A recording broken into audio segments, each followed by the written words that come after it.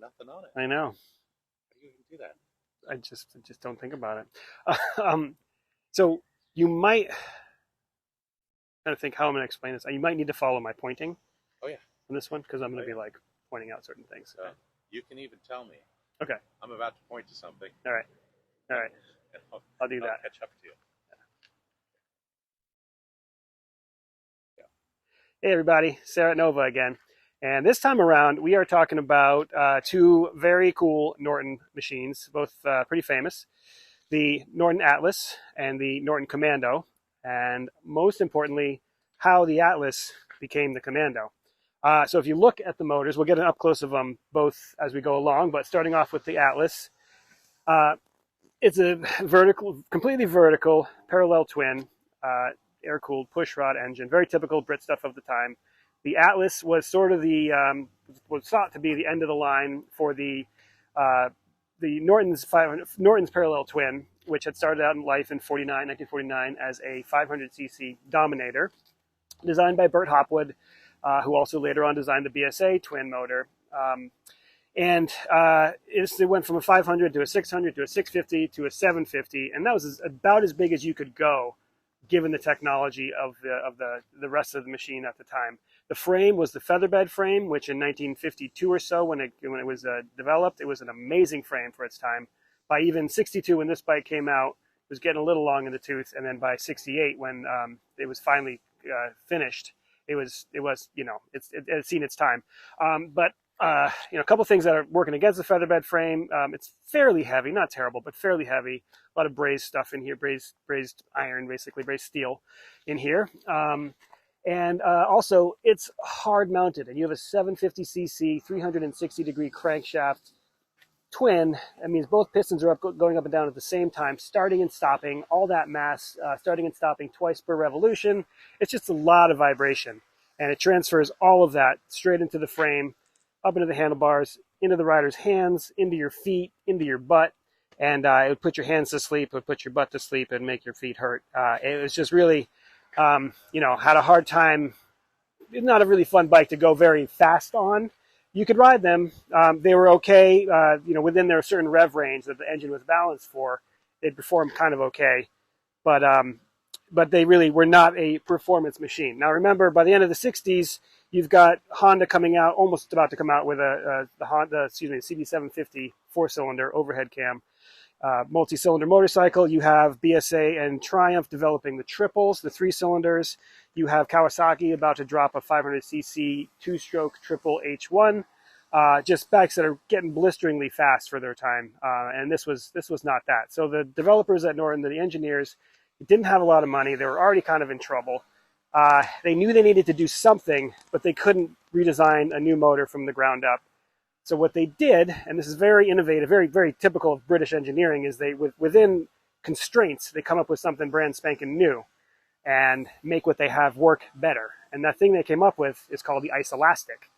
And this is what it is. And what it is, basically, ISO stands for isolation. You're isolating the vibration of the motor from the rest of the chassis.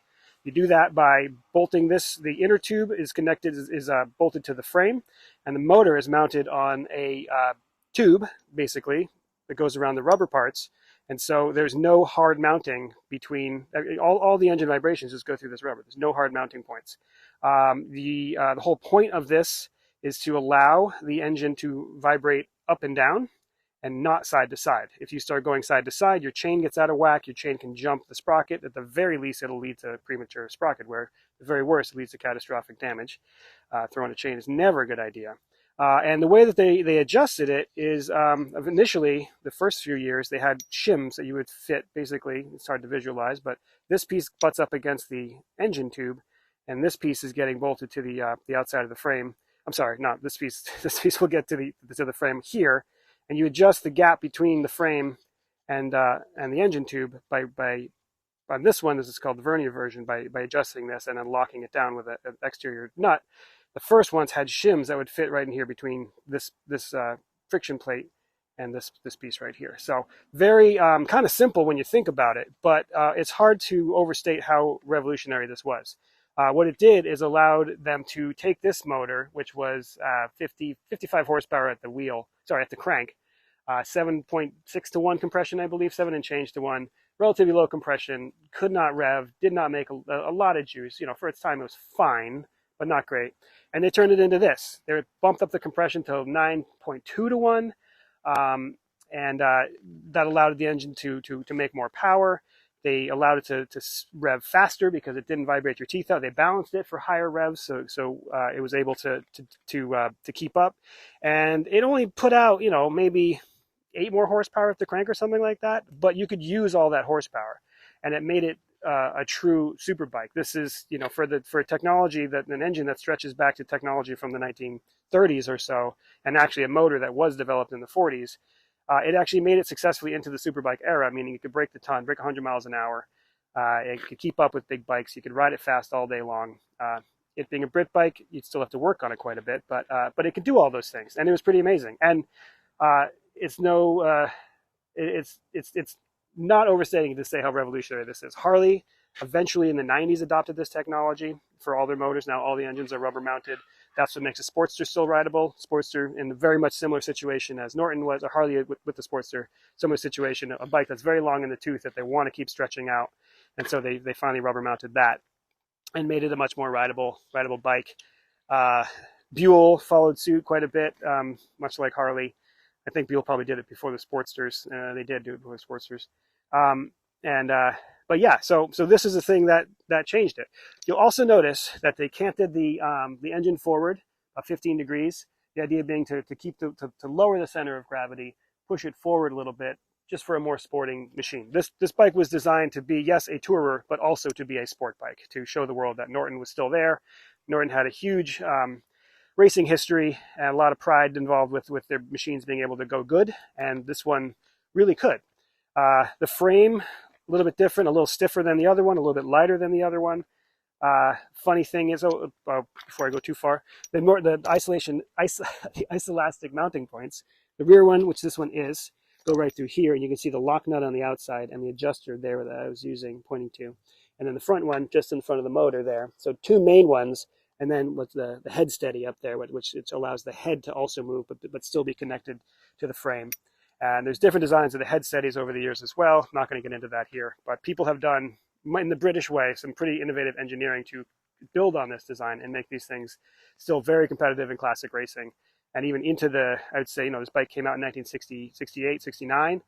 Into the 80s, these things were competitively competing in races in the US and in Europe against more modern machines. So they really have a lot of potential. There's a lot of interesting design built into them.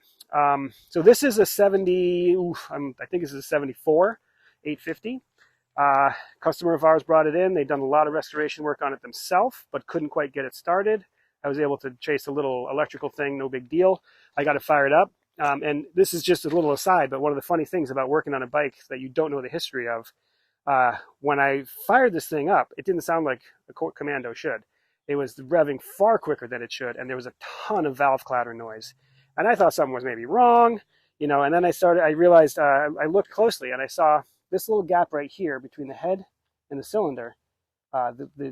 This on a standard Commando, this gap between there's a cylinder here and the head, that gap is the same as these gaps. That being smaller in there indicates that the head has been milled down. Now Norton had a model they called the Combat, which was supposed to be their super hot bike, 10 to 1 compression, factory special kind of thing. And they got higher compression by milling that head down. So that's how you can tell a Combat motor quite a bit. Now this being an 850, it's not a Combat, but that says to me this is a tuned bike. Somebody did some work on it. The owner has no idea what's in this thing. But when I fired it up, it's just the rev far quicker than mine. I have a 71 750, and this thing just revs like a, you know, much more modern bike. Throttle response is crazy. That with the valve clatter tells me it's got a hot cam in there, and that means it's just instead of you know, lifting up the push rod, the followers and the push rods and the valve slowly, it's kind of slamming into them. Very aggressive profile. Get those valves open, valves open quickly and closed quickly for performance. So that's kind of interesting. Total aside to what we're talking about, but you never know what you're getting into on an older machine. Other things that are unique to this bike, they actually didn't come out with the disc brake until 72. This one is, would have come stock with a disc brake, and this also has an upgraded setup from, I believe, Colorado Norton Works, one of a couple very cool aftermarket manufacturers who are kicking right now. You can buy this stuff from them. The upswept pipes on these that's factory, that's stock Norton, gives it a nice racy look, sounds amazing, a deep throaty yell. This Corbin seat is not stock. This is an aftermarket modern thing that the owner has put on. And oh yeah, and this one also has a Mikuni, a single Mikuni carb. These would have come with twin amals, twin amal concentrics, much like, actually exactly like the Atlas did.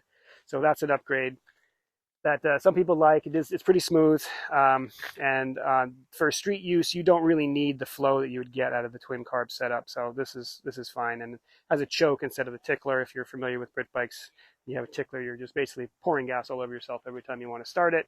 Some people like it, some people not so much. So yeah, this is just kind of, this was the end of the line, I should say, for Norton.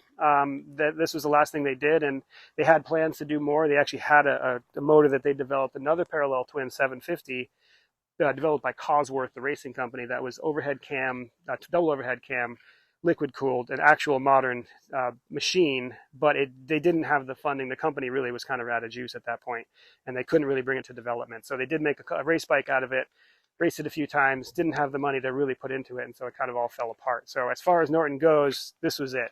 And it's a nice bike. It's long in the tooth by its time, for sure, for its time. This is going up against Kawasaki Z1s. This is going up against, like I said, the Honda CB750, GT750 Suzuki, Kawasaki H2s, bikes that were just very, very fast and also very reliable. This was not quite that. But for the purists, this is a very unique bike to ride. It's very specific, the feel of it, and it's pretty cool. I call my Commando the Goldilocks bike. It's not too big, it's not too small.